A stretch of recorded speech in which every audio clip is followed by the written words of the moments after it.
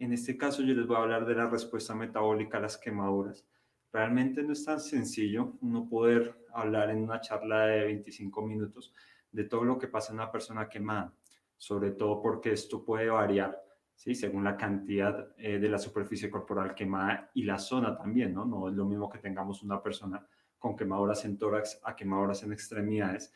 Yo voy a tratar un poco de englobar los temas tratando de hacer énfasis en la parte inicial, sin dejar de lado algo que pasa las semanas después, ya que entiendo que muchos de nosotros, o muchos de ustedes trabajan o van a trabajar en las unidades de quemados, entonces es muy importante tratar de comprender un poco esta fisiopatología. Cuando uno busca esta respuesta metabólica a las quemaduras, realmente se da cuenta que es un tema bastante extenso y que involucra básicamente, principalmente, las etapas posteriores al manejo inicial de las quemaduras, sobre todo después de la primera, segunda semana es donde se ven esta fase metabólica más clara. Podemos encontrar textos como vemos acá, la respuesta inflamatoria inicia inmediatamente posterior a la quemadura, pero puede perdurar por meses, incluso por años. Entonces, acá es parte, quiero comenzar con el primer mensaje, que este tratamiento tiene que ser de manera continua y parte de nuestra función es asegurarnos que esta persona tenga una rehabilitación final para que pues, tenga una vida lo más normal posible. Cuando miramos las causas de mortalidad en los pacientes quemados, vemos una diferencia entre los países en vías de desarrollo y los países desarrollados. Acá vemos este estudio del año pasado, de hace 2 años, donde ellos querían evaluar cuáles eran las causas de mortalidad en un paciente en un hospital en Camerún, que es un hospital de referencia para ellos. Ellos cogieron pacientes que eran gran quemados y que encontraron. Ellos encontraron que la tasa de mortalidad para ellos era del 23%, es una de las diferencias que ya vamos a comparar con los estudios en Estados Unidos. Entonces, un 23% global de mortalidad y vemos que frente a la causa de mortalidad, ellos tienen la principal causa el choque, seguida por la sepsis. Entonces, uno de los primeros mensajes es que la mortalidad, tal vez en países en vías de desarrollo, va a ser el choque del quemado.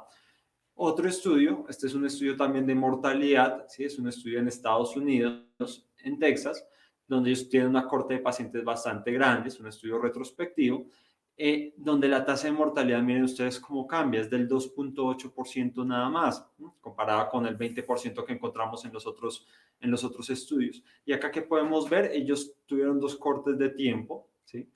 Y vemos que para ellos la principal causa de mortalidad fue la sepsis, y principalmente por la sepsis por organismos multidrogoresistentes. Ya vemos las diferencias que tal vez en los países en vías de desarrollo nos toca ahondar un poco más en el manejo inicial de choque del quemado, en comparación con los países que ya se consideran de primer mundo, en donde la sepsis empieza a ser una de las principales causas de mortalidad. Y en este contexto ya vemos que la respuesta metabólica al trauma es donde coge su importancia.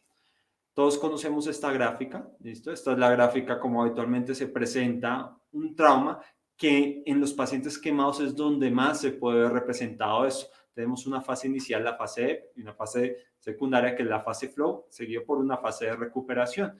Acá vemos que en nuestro ambiente, en medicina de emergencia, seguramente en la fase de choque es donde más vamos a influir, pero como vemos, hay muchos emergenciólogos que trabajan en unidad de quemados donde vamos a tener que enfrentarnos a esta fase de catabolismo. Entonces, en la fase inicial, que es una fase de hipometabolismo, que es donde más se presenta la mortalidad, ¿sí? Se presenta desde la lesión inicial y puede durar de 48 a 72 horas, después del cual ya hay una combinación entre una fase anabólica y catabólica. En esta fase inicial del choque del quemado va a estar caracterizada por una respuesta inflamatoria, una alteración en la cascada de la coagulación y una agregación plaquetaria y un daño, una disfunción endotelial, como vamos a mencionarles. Acá en el choque del quemado, ¿sí? Que es esa fase inicial, se encuentra principalmente en quemaduras mayor al 20% de la superficie corporal total y tiene estas 3 características. Una de esas es la hipovolemia, que está determinada en parte por el edema del quemado. Otro es un aumento de la resistencia vascular sistémica y el tercer aspecto es la depresión cardíaca. Entonces, Todo esto inicia con una respuesta inflamatoria exagerada. Acá ya vemos, este gráfico ustedes lo conocerán, donde tenemos patrones moleculares asociados al daño y patrones moleculares asociados a los patógenos. Seguramente en un paciente quemado tenemos un componente de ambos, dando prioridad a los patrones moleculares asociados al daño. ¿Cuáles son? Pues básicamente son partículas de ADN mitocondrial, ácidos nucleicos y proteínas pues extracelulares que se liberan, y los patrones asociados al daño seguramente se dan de manera más tardía, en el sentido que involucran un microorganismo donde las flagelinas pueden ser uno de los desencadenantes, o los lipopolisacáridos. Todos estos van a desencadenar una respuesta inflamatoria, primero una respuesta inflamatoria innata, ¿sí?, que está determinada por los neutrófilos, los mastocitos están aquí involucrados y se van a liberar unas citoquinas proinflamatorias que básicamente van a generar pues toda esta respuesta inflamatoria en el paciente quemado. Estos son parte de las células que más influyen en este choque del quemado, donde tenemos los neutrófilos, los mastocitos y los linfocitos. Inicialmente los neutrófilos, pues ahí generan unas especies reactivas de oxígeno que, como vamos a ver, entre otras cosas, generan vasodilatación. Y esto va a ser perdurado por un ciclo de isquemia-reperfusión, que les mencionaré más adelante. Todas estas tres células, ¿cierto? Inicialmente neutrófilos y mastocitos, de forma más tardía los linfocitos, van a generar una liberación de catecolaminas y cortisol. Esto va a ser de manera un poco más tardía, va a comenzar con las catecolaminas, luego el cortisol, se va a generar una agregación plaquetaria, una liberación de interleuquinas y demás mediadores.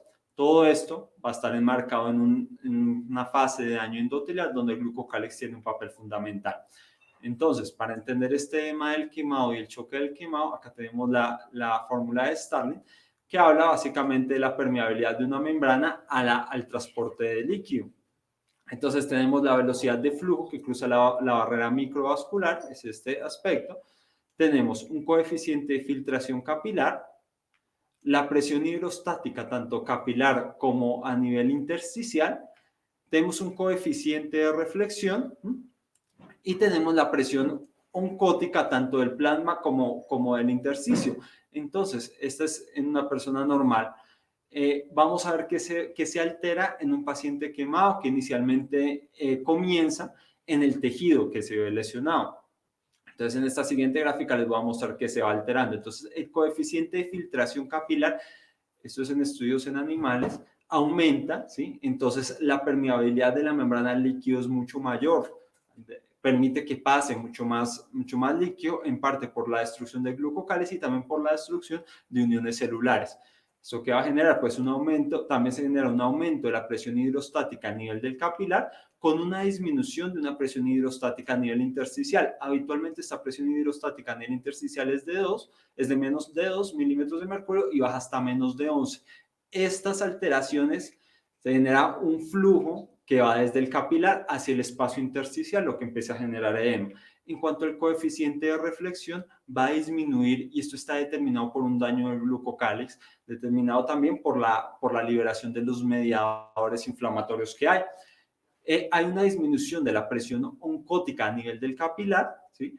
Puede pasar de 16 a 10 milímetros de mercurio, y a nivel intersticial también hay una disminución, pero no es una disminución tan significativa como la del capilar. Entonces se pierde esta diferencia que habitualmente hay entre el capilar y el intersticio de 20 a 25 milímetros de mercurio, lo que también va a predisponer para que el líquido del capilar pase a nivel intersticial y se genere el edema del quemado. Esto se va a presentar de forma bifásica, en el sentido que hay un aumento inicial del contenido de agua, esto es en la primera hora, que es un aumento rápido en el tejido lesionado, y luego va a haber un aumento gradual que puede llegar hasta las 24 horas, que involucra tanto el tejido lesionado como el tejido no lesionado. Esta es una gráfica que trata de resumir qué pasa en el edema del quemado y básicamente cómo esto se relaciona a la hipovolemia, que es uno de los componentes del choque del quemado. Entonces tenemos una fase inicial, que es una fase rápida, como les mencioné, la primera, segunda hora, donde hay un aumento de la permeabilidad capilar, ya lo mencioné, un paso del líquido de las proteínas al intersticio y un aumento de la presión hidrostática a nivel del capilar en el tejido lesionado. Luego hay una pérdida de la integridad de la membrana capilar, donde hay una alteración del glucocálix, un edema intersticial que empieza a ser progresivo, y se pierde ya totalmente el gradiente oncótico, ¿cierto? Esto sobre todo las primeras 8 horas, donde hay pérdidas de proteínas plasmáticas y pérdida de la función linfática, sobre todo en quemaduras de alto grado. Esta pérdida del gradiente oncótico es en parte de lo que seguramente entraremos en discusión sobre el uso de albúmina o no en la charla de líquidos. Y al final va a haber una hipovolemia sistémica con falla multiorgánica, y acá es donde mencionábamos el fluid creep, que lo mencionó el doctor Santiago en la anterior charla. También se ha visto que hay un edema del tejido no quemado. Esto se ve sobre todo en estudios animales después de 10% de la superficie corporal total, donde hay un aumento de la permeabilidad capilar, incluso en el tejido no quemado. ¿Por qué? En parte es por la activación endotelial y la migración de leucocitos que genera esta respuesta inflamatoria. Parece que hay una alteración en el metabolismo, en el manejo del sodio, donde el ingreso del sodio al espacio intersticial aumenta, y los mediadores inflamatorios que lo tenemos acá en esta siguiente gráfica. Hay una montonera de mediadores inflamatorios que se liberan, entre los cuales los más importantes son la histamina. Como vemos acá, va a generar vasodilatación de la arteriola y constricción venular. Esto hace un efecto bastante importante, pero es de corta duración. Esto se va a contribuir a aumentar la presión hidrostática a nivel del capilar y va a generar una éstasis a nivel del capilar, lo que genera o predispone al edema del quemado. También tenemos liberación de prostaglandinas y prostaciclinas, sobre todo la prostaglandina E2 es una de las más involucradas en la producción de vasodilatación y aumento de permeabilidad, al igual que la prostaciclina. Esto es sobre todo a nivel del tejido del quemado. De acá es de donde sale el uso, entre otras cosas, que son más en estudios animales, de ibuprofeno tópico. Tenemos otros mediadores como el tromboxano, que va a generar la vasodilatación y el aumento de la permeabilidad, ¿sí? Liberado, pues, entre otras cosas, por las plaquetas. Tenemos la bradicinina y la serotonina. Realmente estas van a generar vasodilatación y aumento de la permeabilidad, donde se han tratado de probar sobre todo antagonistas de serotonina sin resultados exitosos.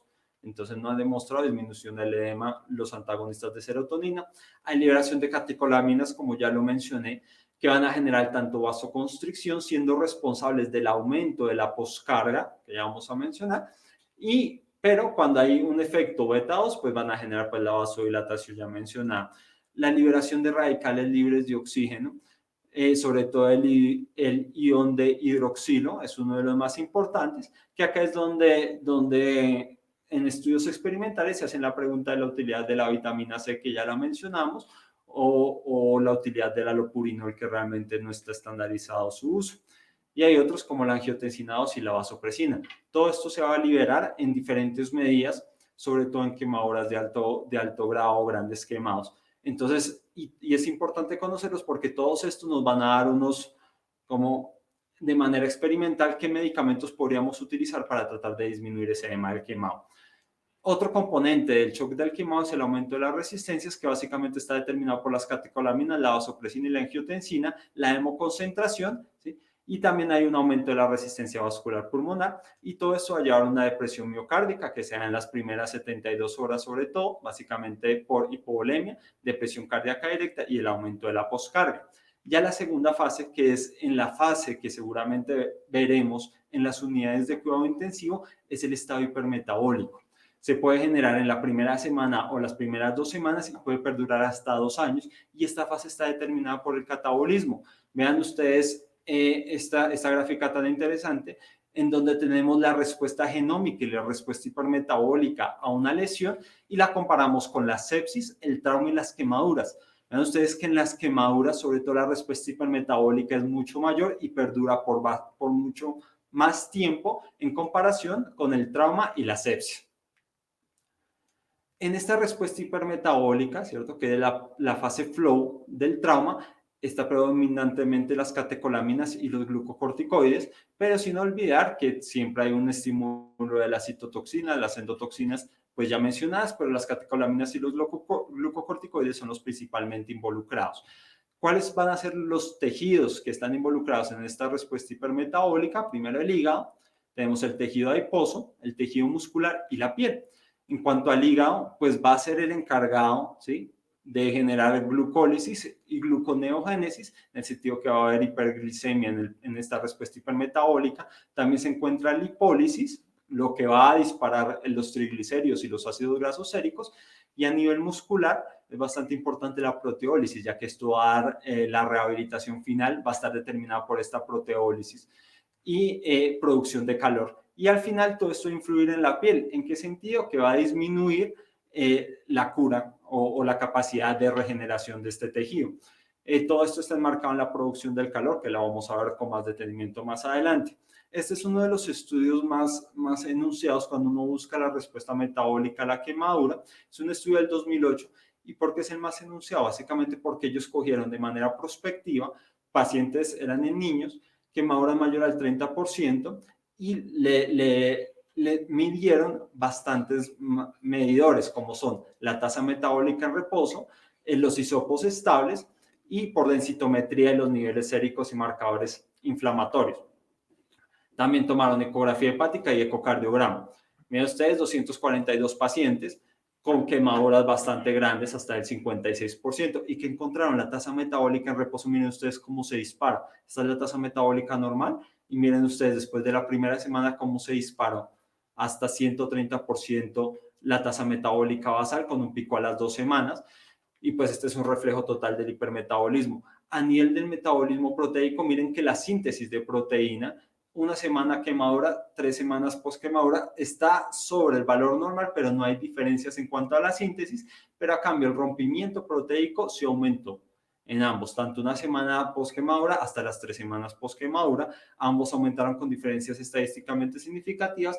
Y el balance proteico total, miren ustedes que a la primera semana era bastante bajo. Entonces hay un balance neto de proteínas negativo en este grupo de pacientes. En cuanto al peso corporal y a la masa magra y al tejido óseo, todos disminuyeron en comparación al basal. Y a nivel del porcentaje de grasas séricos aumentaron, ¿listo? En cuanto a la glicemia, se elevó la glicemia, está la hiperglicemia por estrés, con un aumento de la resistencia basal de insulina. Miren ustedes cómo se va acercando los niveles de insulina a la glicemia sin que intervenga en esto. Entonces hay una resistencia a la insulina, que es algo característico. Se dispararon los niveles de cortisol, los niveles de ácidos grasos y de triglicéridos también se dispararon. Y miren el gasto cardíaco. Esto es después de la lesión inicial. Estamos en la fase flow, donde el gasto cardíaco, el índice cardíaco y la respuesta cardíaca aumentaron. ¿Listo? En términos generales, hay una respuesta hiperdinamica, un aumento de la temperatura corporal, aumenta el consumo de oxígeno, hay proteólisis y lipólisis. Miren ustedes la producción del calor. Un individuo sano y un individuo quemado aumenta muchísimo, sobre todo en esta fase flow, y es algo que tenemos que tratar. El metabolismo proteico, entonces hay que tener en cuenta que se rompe porque es la principal fuente de energía en quemados. Se espera que haya una pérdida de más del 10% de la proteína magra, y esto también va a generar resistencia a la insulina, riesgo de infección y disminución de la cicatrización con aumento de las estancias. Al parecer esto por una alteración en la respiración mitocondrial que puede durar hasta 2 años, y se estima que se pueden perder de 150 gramos al día. Importante tenerlo en cuenta, sobre todo para calcular los requerimientos nutricionales en estos pacientes. En cuanto al metabolismo de la glucosa, ya se los mencioné, hay una hiperglicemia y hay una resistencia a la insulina, tanto porque hay disminución de la recaptación a nivel del músculo esquelético como a nivel hepático, o sea, es central y periférica. Esto va a estar desencadenado también por el aumento, sobre todo, de los niveles de cortisol y de las catecolaminas. En cuanto a los metabolismos de ácidos grasos, pues ya es muy claro que hay un aumento de la lipólisis y hay un aumento de los ácidos grasos séricos. Esta es una tabla que trata de resumir lo que les he mencionado, donde vemos la quemadura, priman las catecolaminas, esta es la respuesta hipermetabólica, aumenta el glucagón, el cortisol y la insulina, los que van a dar pues nuestras alteraciones en cuanto al consumo de oxígeno, liberación de ácidos grasos y disminución del calcio a nivel óseo. Esto puede generar una disfunción cardiovascular, claro que sí. Esto se presenta del segundo al tercer día, donde ya les mostré que hay un aumento del gasto cardíaco, al parecer determinado por una disminución de la distensibilidad diastólica. ¿Qué medidas podemos tener entonces en este ambiente, sobre todo en la respuesta hipermetabólica al quemado? Entonces hay que tener un control térmico. Se espera que la temperatura, sobre todo en los gran quemados del ambiente, sea de 25 a 32 grados centígrados, lo que va a disminuir su necesidad de producción de calor. un manejo temprano en la serie y cobertura. La recomendación es que sea de al menos 72 horas y obviamente una rehabilitación física. En cuanto a la nutrición, algo bastante corto, tiene dos metas. Una es satisfacer las necesidades energéticas, esa es la meta inicial, ¿cierto? Y prevenir esta desnutrición que ya les mencioné. Y lo segundo es modular la respuesta catabólica, que se puede con nutrición, modular el hipermetabolismo, a tratar de ayudar a controlar esta inmunosupresión y contribuir a la cicatrización de heridas. Obviamente esto teniendo en cuenta que hay que prevenir la hiperglicemia y la infiltración grasa. Esta es una tabla de un ejemplo que está avalada por la Asociación Americana de Quemados y Asociación Americana de Nutrición, donde se recomienda la cantidad de carbohidratos, proteínas y lípidos que tendría que recibir una persona gran quemada. Vemos que en cuanto a los carbohidratos, lo que se espera es que haya una cantidad de 7 gramos kilogramo día, eso hace referencia a un 55 o un 60% de los aportes. En cuanto a proteínas, se espera que sea el doble, el 50% más que una persona sana, donde llega de 1.5 a 2 gramos kilogramo día, y en pacientes pediátricos puede ser incluso mayor que la que tenemos acá, y si hay que restringir un poco el consumo de lípidos en estos pacientes. Hay fórmulas para calcular las kilocalorías, acá la traigo para que denoten la importancia que hay en este cálculo de 40 kilocalorías por superficie corporal quemada al día. Y acá hay unos aspectos bastante importantes en la nutrición, sobre todo hablando de la inmunonutrición, donde tenemos la glutamina y la arginina, ambos son aminoácidos, donde se ha demostrado, sobre todo la glutamina, que pueden ayudar a mantener la integridad del intestino, lo que disminuiría la infección por gram negativo. Son estudios pequeños, pero sobre todo hay suplementos nutricionales donde la glutamina puede tener un papel importante, al igual que la arginina. Unas modalidades farmacológicas para esta fase de hipermetabolismo hay diferentes, cada una con sus ventajas como desventajas, donde tenemos la hormona de crecimiento recombinante por sus propiedades anabólicas. Sin embargo, se ha visto que hay un aumento de la mortalidad, ya no se recomienda utilizar de manera rutinaria. El factor de crecimiento similar a la insulina tipo 1, este ha obtenido resultados similares como la hormona de crecimiento. La oxandrolona es un análogo de la testosterona, estimula la síntesis proteica, ha tenido unos resultados favorables, sobre todo en pacientes pediátricos. Se ha encontrado que hay un aumento de la ventilación mecánica, sobre todo en pacientes que estén sometidos a esta terapia, y puede generar lesión hepática. El tratamiento tendría que ser de 1 a 2 años para ver su utilidad. No hay una recomendación fuerte a favor, sin embargo, en reportes de casos, sobre todo, se ha visto que en pacientes pediátricos es una opción. Y el propanolol, que tal vez es una de las medidas farmacológicas más investigadas en este contexto, ya que controla el efecto de las catecolaminas, como vimos, es uno de los desencadenantes de toda esta respuesta catabólica.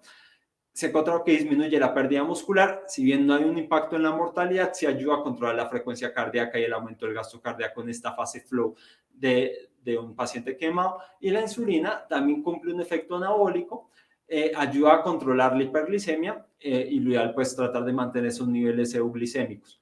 En cuanto a las conclusiones de esta revisión, en los países en vía de desarrollo la mortalidad se asocia al manejo inicial del choque. Seguramente en la medida que vayamos mejorando este manejo inicial de choque, vamos a tener complicaciones como la sepsis y la respuesta hipermetabólica. La respuesta hipermetabólica se asocia a la mortalidad tardía de la presencia de sepsis. El adecuado control glucométrico se asocia a menor mortalidad, que tener las glucometrías en metas en estos pacientes. El soporte nutricional debe ser lo más temprano posible, con el fin de evitar la desnutrición y mejorar la rehabilitación, esto lo más temprano posible. Tenemos ilusión que puede ser incluso desde las 4 a las 6 horas, ojalá nutrición enteral. Y es fundamental asegurar el control integral a largo plazo, básicamente porque ustedes vieron que seguramente si hacemos muy bien la parte inicial, también deberíamos tratar de asegurarnos que todo el seguimiento se haga de manera adecuada, sobre todo porque estos pacientes van a tener una alteración inclusive por 2 años. Es todo lo que les traía, pues muchas gracias, espero que haya sido de su agrado.